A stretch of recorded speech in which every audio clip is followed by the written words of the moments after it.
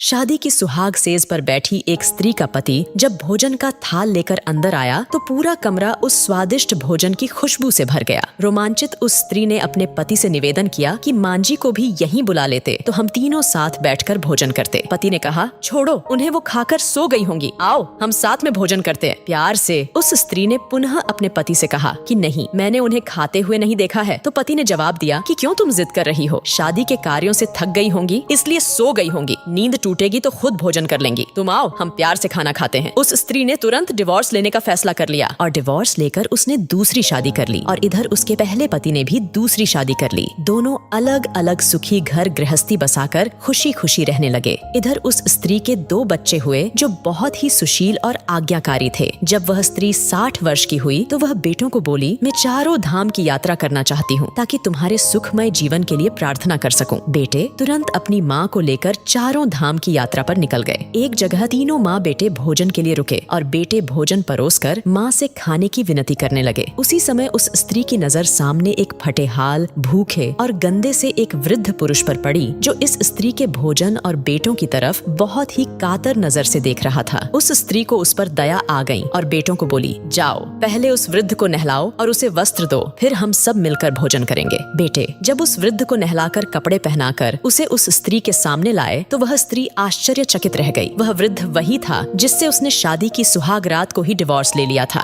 उसने उससे पूछा कि क्या हो गया जो तुम्हारी हालत इतनी दयनीय हो गई। तो उस वृद्ध ने नजर झुका के कहा कि सब कुछ होते ही मेरे बच्चे मुझे भोजन नहीं देते थे, मेरा तिरस्कार करते थे, मुझे घर से बाहर निकाल दिया। उस स्त्री ने उस वृद्ध से कहा कि इस बात का अंदाजा तो मुझे तुम्हारे साथ सुहाग रात को ही लग गया था, जब तुमने पहले अपनी बूढ़ी माँ को भोजन कराने के बजाय उस स्वादिष्ट भोजन की थाल लेकर मेरे कमरे में आ गए और मेरे बार बार कहने के बावजूद भी आपने अपनी माँ का तिरस्कार किया। उसी का फल आज आप भोग रहे हैं। राही जैसा व्यवहार हम अपने बुजुर्गों के साथ करेंगे, उसी देखा देखकर हमारे बच्चों में भी यह गुण आता है कि शायद यही परंपरा होती है। सदैव माँ बाप की सेवा ही हमारा दायित्व बनता है। जिस घर में माँ बाप हंसते हैं वहीं प्रभु बसते हैं।